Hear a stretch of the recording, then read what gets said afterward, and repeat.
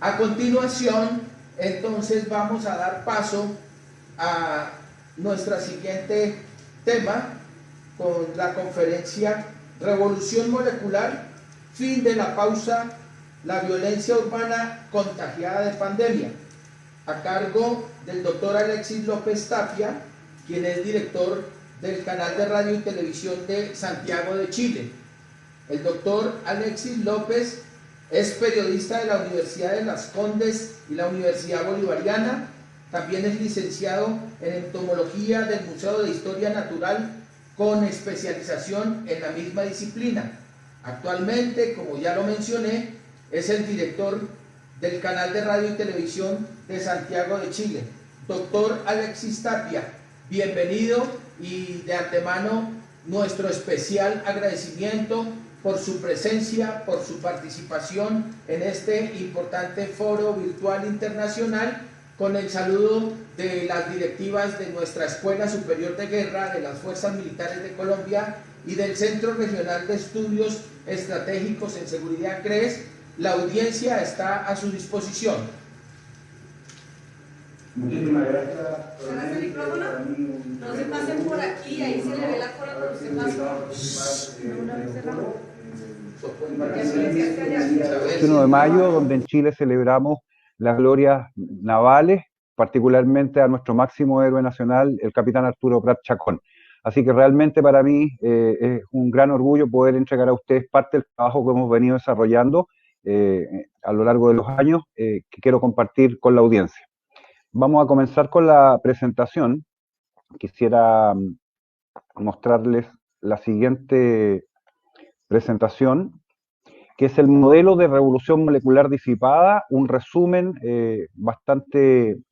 escueto de un largo trabajo de análisis del proceso revolucionario que se ha venido desarrollando en Chile y también en el resto del continente y del mundo, a partir de una obra fundamental que recomiendo su lectura a todas las instituciones de análisis estratégico del continente, que es la obra El método de interacción estratégica del profesor Luis Heinecke Scott, un politólogo, profesor y académico chileno que ha venido desarrollando un trabajo analítico los últimos 40 años sobre el proceso revolucionario. Comencemos con una afirmación que está tomada de la obra Contribución a la Guerra en Curso, publicada por Gilles Deleuze y Tikkun, el colectivo Tikkun. Esta es una frase clave para poder entender lo que hemos estado viviendo en el continente a contar del año pasado y que se va a seguir proyectando durante este año. El terror y la crisis, señalan, son, ante todo, maneras de gobernar. Dado que el foro se llama justamente gobernanza en el contexto de pandemia y revolución molecular, quiero centrarme primero en la idea de gobierno. Gobierno deriva de la palabra griega kiberne, timón, y de kibernetes, el navegante o el timonel, el que toma el timón. Pues bien, quien lleva el timón de una nave y la conduce a puerto puede ser o bien el capitán de la nave, o bien el piloto de la nave, pero también podría ser un tripulante de la nave o un pirata que tomó la nave y tomó el timón. Así que gobernar no tiene directa relación con quién y la autoridad o el cargo de quien maneja el timón de la nave, sino quien definitivamente lleva la nave en un curso o en otro. El hecho entonces es que con esta afirmación Deleuze y Tikkun señalan que crisis y terror son también modos de gobernar, es decir, de dirigir el timón de esta nave que son nuestros estados, nuestras naciones. Y eso implica entonces que el reemplazo de las estructuras formales de gobierno, de las estructuras verticales del Estado, por estructuras de índole horizontal, son un modo de llevar el timón y conducir el gobierno de una nación que reemplaza el modo en que hemos venido desarrollándonos hasta el día de hoy. En Chile en particular, a partir del 18 de octubre pasado, se desarrolló la fase final de un largo proceso revolucionario que ha vivido nuestro país, a contar literalmente del día 12 de septiembre del año 1973 a la fecha. Este largo proceso ha desembocado en que el modelo que se ha venido aplicando revolucionario en el país cambió su metodología y su estructura y se expresa, entre otras cosas, en esta frase que señalaba al comienzo. Lo que vemos acá son algunas imágenes que dan cuenta de lo anterior, particularmente por la simbología empleada. Tenemos acá en la imagen superior izquierda la llamada caósfera o estrella del caos, que es un símbolo del anarquismo insurreccional que está presente literalmente en todo nuestro país y en rayados callejeros. Y curiosamente, haciendo referencia a la obra que mencioné, uno de los muchos rayados ha sido justamente la palabra ticún, escrita, esto es en torno a la Plaza Baquedano, en la zona céntrica de Santiago, el corazón y el área cero, como se ha venido a llamar, esta área donde se han provocado las mayores manifestaciones, protestas y actos de violencia y vandalismo en la ciudad. El hecho entonces es que hay evidencia empírica que permite afirmar que el modelo que estamos viendo aplicado en nuestro país y en el resto del continente no corresponde al modelo tradicional revolucionario con una jerarquía vertical, piramidal, sino a un modelo horizontal, molecular y disipado que voy a explicar a continuación. La definición formal de revolución molecular disipada y el nombre mismo, la terminología utilizada, no es de autoría de quien habla ni autoría de algún teórico que no sea el propio autor de este concepto, que es Félix Guattari, uno de los ideólogos y filósofos de la deconstrucción como modelo ideológico, que señala básicamente que a través de la estrategia política desconstruccionista llamada revolución molecular disipada, se intenta llevar a cabo un nuevo modelo de acción revolucionaria horizontal que normaliza de manera global y cotidiana disposiciones y conductas en orden a alterar el estado de normalidad social del sistema dominante con el objetivo de ser derogado y sustituido. Se realiza entonces a través de acciones que generan caos y cese del flujo de normalidad. Es una confrontación de tipo guerrilla urbana o guerrilla rural, recodificada a partir del movimiento situacionista, que es su antecedente fundamental ideológico anterior, constituyendo un modelo de acción simbólica de combate cuyos nuevos militantes, que son propios de la sociedad civil, movimientos sociales, colectivos, etcétera, del orden horizontal, combaten molecularmente al sistema para imponer su propia dominación. A ellos se suman otros actores. Félix Guattari, el autor principal, afirmó que la revolución entonces no se juega únicamente en el ámbito del discurso político manifiesto ni de la confrontación por vía violenta o con uso de armas directamente, sino además en un plano, y él lo señala, mucho más molecular, que atañe a lo que él denominó las mutaciones del deseo y a las mutaciones técnico-científicas, artísticas, etc. Dicho lo anterior, frente a modelos donde se entendía un liderazgo de carácter vertical con un jefe o un líder de la revolución, tenemos un modelo donde hoy día no tenemos liderazgos visibles, donde en realidad son moleculares las expresiones y por ende hay mucha gente que participa de distintos ámbitos y por ende para las estructuras tradicionales del Estado es muy difícil operar para poder contener este tipo de expresiones. A partir de ese concepto, otro autor importante, Hans Magnus Enzensberger, que en el año 94 publicó Ensayos sobre la discordia, un autor alemán, que definió con mayor precisión qué ocurre cuando se pasa de revolución molecular disipada a guerra molecular y señaló: la guerra civil molecular es un grado de fragmentación social que pone en riesgo el ejercicio del monopolio de la violencia por parte del Estado. La degradación del aparato estatal provoca el deterioro de los parámetros de seguridad interior. Y la indolencia, falta de estímulos, accionar cansino y falta de vocación comienzan a manifestarse en las instituciones estatales que deben velar por la seguridad. Las responsabilidades institucionales de seguridad no se ejercen, sea por omisión o tolerancia pasiva a cambio de beneficios. Los funcionarios estatales se involucran de manera directa y protagónica en operaciones delictivas. Finalmente, se deja de confiar por parte de la población en las fuerzas del orden y en la justicia. En Chile, el modelo ha venido desarrollándose a partir de múltiples actores y de múltiples hechos sumamente clave. Acá en este cuadro resumen que no tengo tiempo de poder explicar, aunque en alguno de los videos del canal RCT hay alguna bajada de esta lámina en particular para explicar paso por paso. Simplemente hago notar que es posible en el tiempo seguir una sucesión de hechos que dan cuenta del avance del proceso revolucionario a partir, por ejemplo, de la visita en 1991 de Félix Guattari a Chile, se encontró acá y dejó instalada ya desde esa fecha una escuela de formación que ha seguido desarrollándose hasta el día de hoy. Simplemente hago notar entonces que no se trata en ninguna forma de una cosa espontánea, de una cosa que haya surgido de manera improvisada, no. Acá hay una planificación estratégica de largo plazo que ha venido cumpliéndose paso a paso, pasando de una etapa de resistencia en la que se encontró todo el sector revolucionario en el país a finales de los 70, a una acción de defensa, luego una acción de contraofensiva y finalmente una acción de ofensiva que se está desarrollando hoy día. En el contexto del análisis tradicional, habitualmente en ese continuo de izquierdas-derechas se suele apelar a la izquierda como el gran motor de los movimientos revolucionarios. No obstante, esa apelación carece de profundidad politológica analítica, porque esa izquierda a la que se hace referencia habitualmente es parte de lo que conocemos como el sistemismo o las estructuras sistémicas de partido.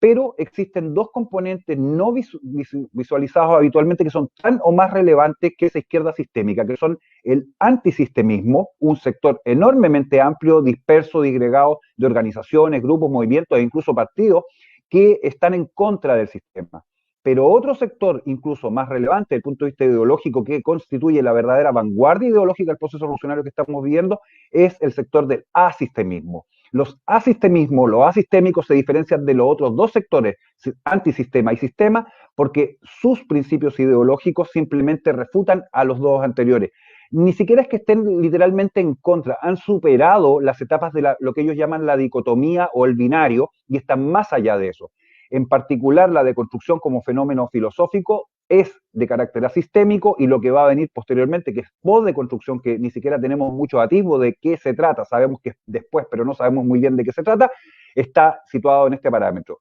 Y el fundamento de los sectores o de los grupos y organizaciones asistémicos es la derogación de todo binario, la derogación de toda metafísica. Y por ende, esto atañe tanto a los grupos antisistema como a los grupos sistémicos a la vez. En la estructura del modelo aplicado, por lo menos acá en Chile, hay una serie de actores, de componentes, de roles que se han ido cumpliendo. En esta lámina en particular no me voy a detener, simplemente expresamos ahí un esquema muy básico de cómo se ha venido desarrollando el proceso insurreccional en el país. Pero sí quiero detenerme acá, que es el modelo estratégico que se aplica en el modelo de revolución molecular disipada en términos de conflicto. Y acá hay una cuestión fundamental.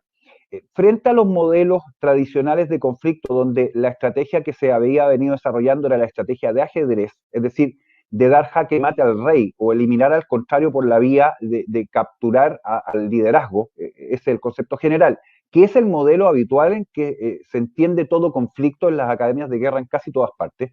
El modelo de revolución molecular disipada está basado en otro tipo de estrategia que se ha tomado de un juego tradicional oriental, el mal llamado ajedrez chino o ajedrez japonés, el Go en japonés, Wei Chi en chino, Baduk en coreano, que es un juego milenario cuyas formas de conflicto son diferentes, porque básicamente reemplaza esta sistematicidad y esta lógica del ajedrez que es lineal, direccional y determinada, por una lógica mucho más flexible, donde lo que importa es centralmente la captura de territorio. Y el territorio en código de lectura de la deconstrucción y por ende en código de lectura de la revolución molecular disipada corresponde a fuerza. Quien tiene más territorio entonces tiene más fuerza. Y el principal territorio a captar o a capturar es el territorio en la mente de quien está viendo estos acontecimientos. El territorio está en la mente de las personas y también, por cierto, en el territorio físico. Al respecto, cabe señalar que hay una obra muy importante que se debiera estudiar con profundidad, que se llama El juego prolongado, del académico norteamericano Scott Borman, que el año 69 desarrolló un análisis a partir del Go como interpretación de la revolución maoísta en China. Cabe destacar que tanto Mao Zedong como en la guerra de Vietnam, el principal ideólogo y estratega, que era Bo Nguyen Giap, fueron ambos jugadores avesados de Go, así que vale la pena detenerse a revisar este trabajo que lo encuentro absolutamente fundamental y recomiendo a todas las escuelas del continente el estudio del Go y formar a especialistas en el juego del Go, porque tenemos a muchos oficiales que juegan siempre ajedrez, pero el Go es la manera de comprender la estrategia que aplica este modelo de revolución. Del punto de vista operativo, la táctica que se emplea en el modelo es siempre esta, y no varía casi en absoluto. Es una táctica de consenso y coerción. Los sectores revolucionarios, a través de coerción, buscan que la estructura del Estado llegue a cierto consenso que vuelve a ser superado y volvemos a un modelo de coerción nuevamente. Entonces, cada vez que el Estado se presta a negociar, a llegar a algún tipo de acuerdo, lo único que hace es favorecer el avance del mismo proceso, porque el proceso en realidad no quiere llegar a ningún tipo de consenso y por la vía de coerción sobre coerción hace avanzar al proceso revolucionario como tal.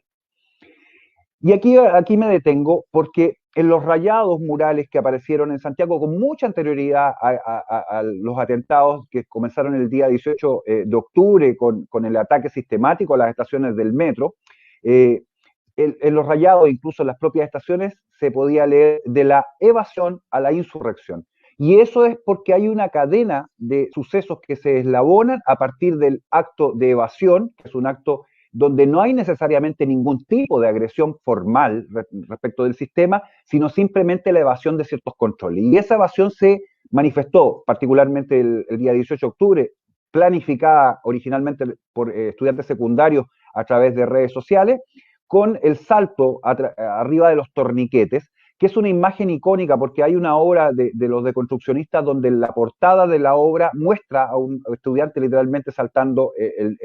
las barreras del metro. Entonces, esta evasión, que es el primer nivel de todo el proceso que se desarrolla a continuación, tiene secuencias que se pueden analizar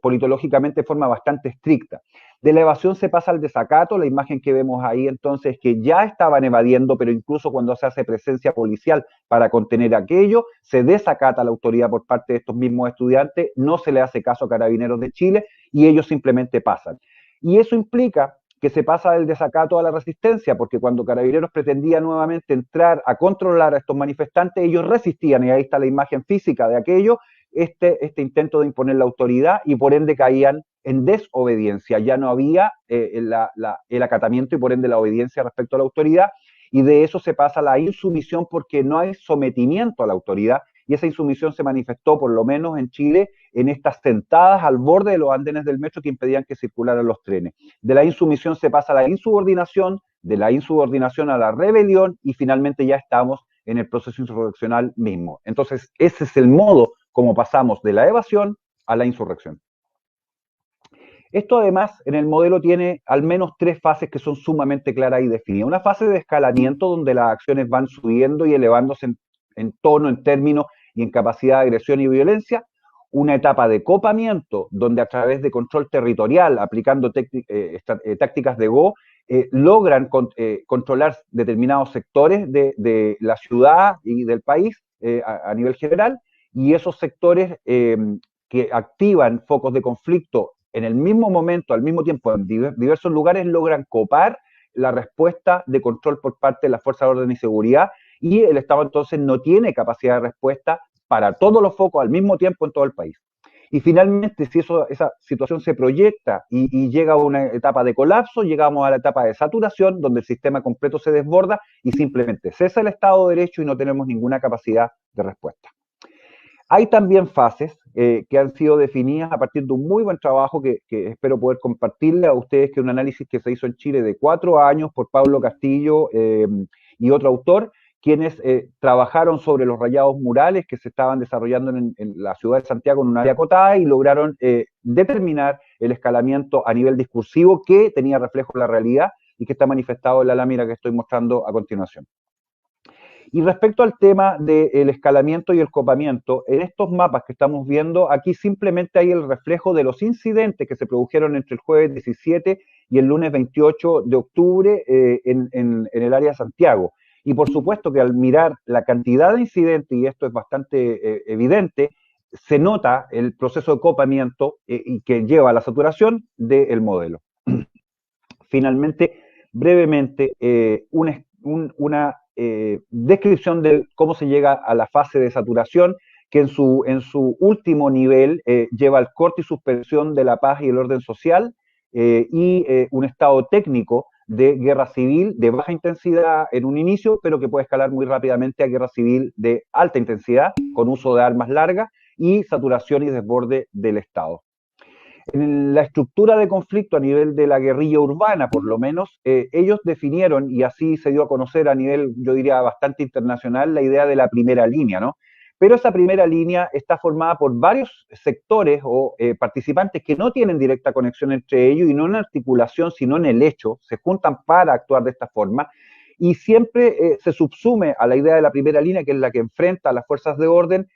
una sexta y una séptima línea que corresponden al comando y control de estas acciones y al aparato revolucionario central, que no son visibles en el modelo.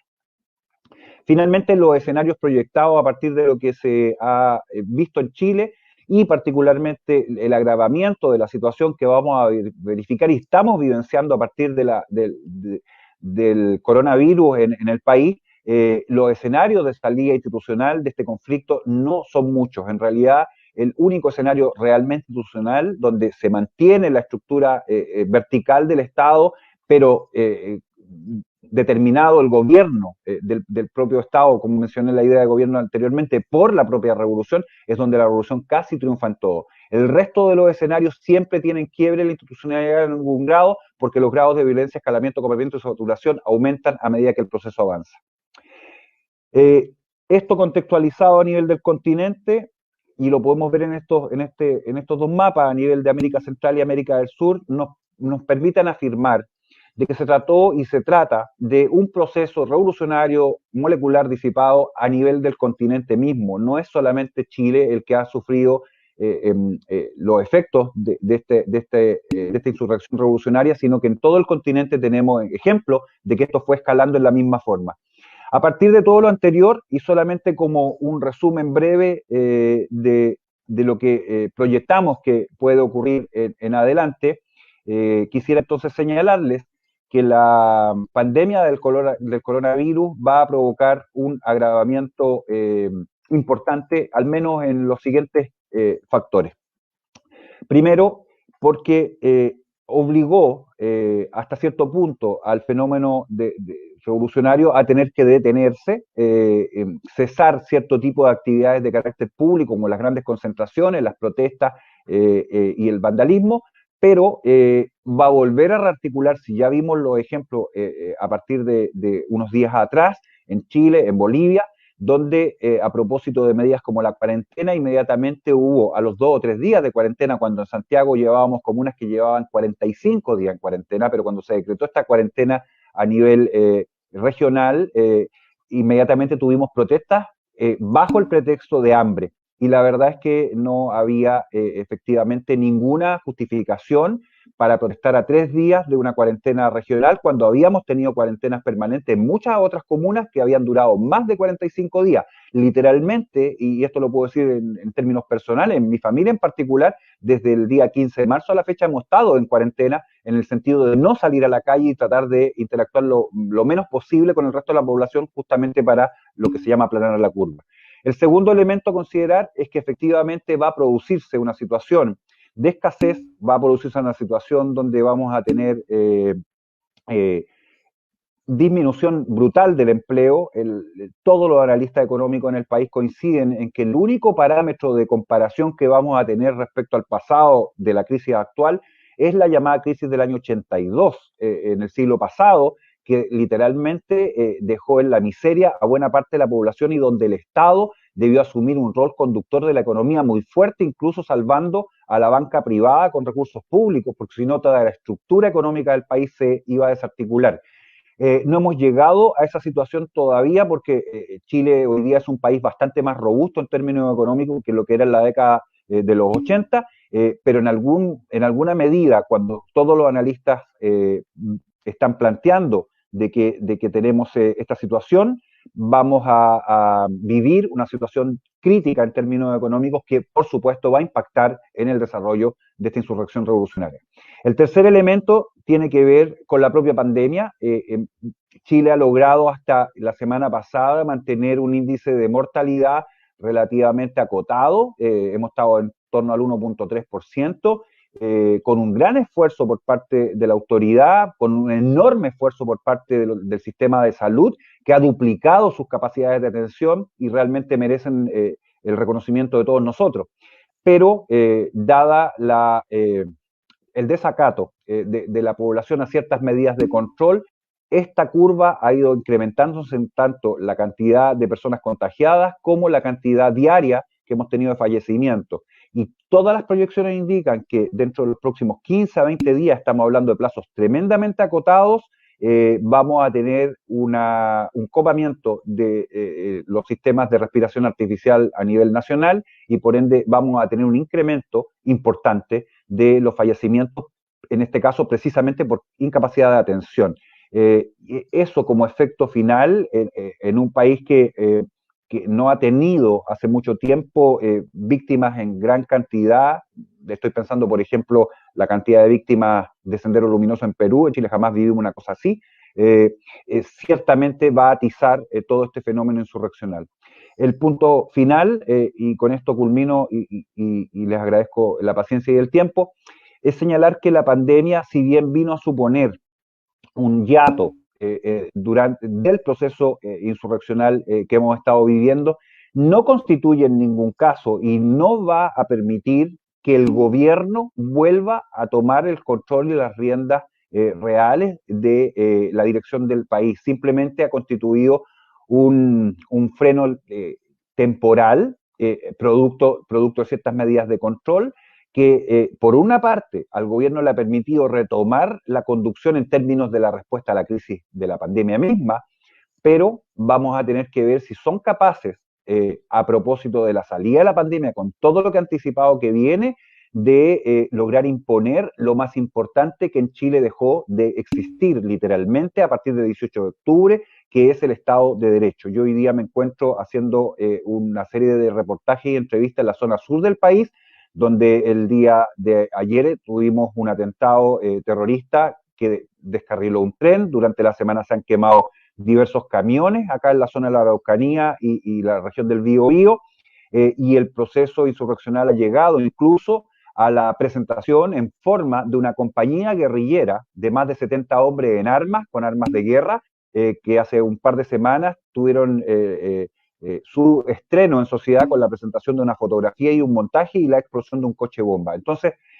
se ve y se avisora un escenario bastante complejo y difícil para nuestro país y por ende lo que se requiere es que la conducción del liderazgo del gobierno, del timón de la nación, vuelva a ser asumido con fuerza por la autoridad que ha sido electa para ello. Y en ese sentido, mi última reflexión es que no ha habido en Chile, primero, inteligencia desde el punto de vista del Estado y todos sus aparatos de inteligencia para poder prever lo que ha venido ocurriendo, siendo que hemos venido alertando de esta situación hace 20 años en un grupo de análisis más o menos importante, gente que hemos publicado trabajo y veníamos señalando que venía esta insurrección 20 años atrás, así que no puede haber la excusa de que nadie sabía o que esto fue espontáneo. Lo segundo, aparte de la falla de los aparatos de inteligencia del Estado, la falla en la conducción política del Estado por parte del actual gobierno y particularmente su incapacidad de restaurar el Estado de Derecho e imponer el imperio de la ley en todo el territorio nacional. Tenemos sectores del territorio hoy día donde el Estado simplemente no opera, como en el caso de la Araucanía. Y por último, el gran desafío, que no es que el actual gobierno siquiera logre terminar su periodo. El gran desafío de nuestro país, y este es el gran desafío de todas las naciones del continente, es lograr mantener la estructura de los estados como los conocemos, estos estados verticales donde los partidos políticos son principalmente quienes conducen a la nación en términos políticos, que pretenden ser reemplazados por este modelo horizontal, donde las llamadas organizaciones sociales y civiles toman el control de la dirección del gobierno del Estado y transforman entonces nuestras estructuras tradicionales republicanas en estructuras de control soviético, porque son estructuras de consejos, que ya se encuentran operando en muchas zonas del país y que pretenden hacerse del control de todo el continente. Así que los desafíos que tenemos por delante a nivel nacional y a nivel del continente son enormes y la pandemia va a venir a ser un catalizador de toda la proyección de este conflicto en el futuro. Así que con esto quiero culminar y agradecer, por supuesto, muchísimas gracias a la Escuela Superior de Guerra de Colombia y les reitero mi orgullo, mi honor de haber sido invitado a este foro que espero haya servido para que ustedes conocieran un poco el trabajo que hemos venido desarrollando en Chile. Muchísimas gracias. Doctora, muchísimas gracias por su presentación. Usted ha sido muy juicioso con el tiempo, nos quedan unos 5 minutos, pero quiero despedirlo no sin antes hacerle una breve pregunta para que nos ambiente. Una vez termine la cuarentena por parte de la situación del COVID-19, se prevé una exacerbación de la violencia urbana, especialmente en el contexto latinoamericano, en sus grandes ciudades como se vio a finales del año pasado. Si esto sucede, ¿En qué etapa cree usted se encuentra el proceso de la revolución molecular? Es bien interesante lo que ha pasado en Chile, en Bolivia, probablemente en Colombia, aunque no logré tener los antecedentes de primera mano, porque la conversión en términos del efecto de la pandemia con la apelación al hambre como problema principal, que nuevamente es una apelación típica de conflicto asimétrico entre la fuerza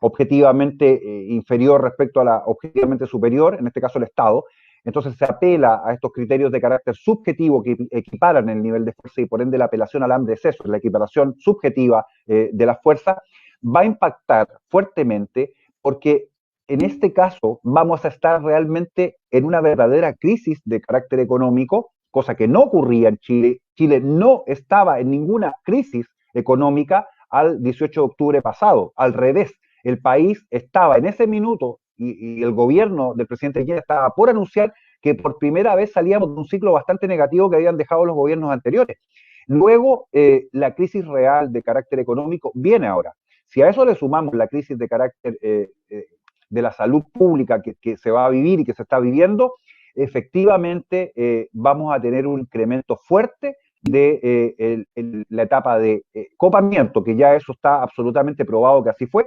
Teníamos ataques a cuarteles durante el 18 de octubre hasta aproximadamente el 15 de marzo pasado, en el orden de 500 ataques aproximadamente, una cosa realmente impresionante. Ataques a cuarteles, me refiero de la policía, de Carabineros de Chile y también de las Fuerzas Armadas, y por ende la etapa de copamiento ya estaba cumplida. Lo que vendría a continuación es saturación, es decir, desborde del aparato del Estado. Y aquí la consideración fundamental es una sola. Como vimos en la presentación que acabo de realizar, particularmente la definición de Selberger, el problema central es que deja de existir el monopolio del uso de la violencia por parte del Estado y la violencia empieza a ser ejercida por parte de la sociedad civil. Y la única manera en que el Estado puede contrarrestar esa situación es ejerciendo la legítima violencia necesaria para la contención, la represión y la superación del proceso insurreccional. Acá no existe la posibilidad de que el Estado opere al mismo nivel que quienes están desarrollando la insurrección. El Estado tiene que hacer uso de mucha mayor fuerza legítima para poder literalmente derrotar el proceso insurreccional por lo menos en su expresión violenta. Por lo cual, en Chile lo que ha fallado es que la autoridad política no ha permitido a las fuerzas de orden y seguridad, por una instrucción expresa, el ejercicio de la legítima violencia, que es monopolio del Estado y para el cual nuestras autoridades fueron electas. El hecho concreto entonces es que aquellos estados, aquellos gobernantes, aquellos partidos políticos que no avalen el uso de la legítima violencia por parte del Estado para contrarrestar la violencia revolucionaria, y esto es autorizando y permitiendo que se ejerza el imperio del derecho en toda su expresión de fuerza, simplemente van a fracasar para contener el proceso revolucionario. Muchísimas gracias por su presentación. Sin duda nos ha ilustrado usted sobre este, si se quiere, neoconcepto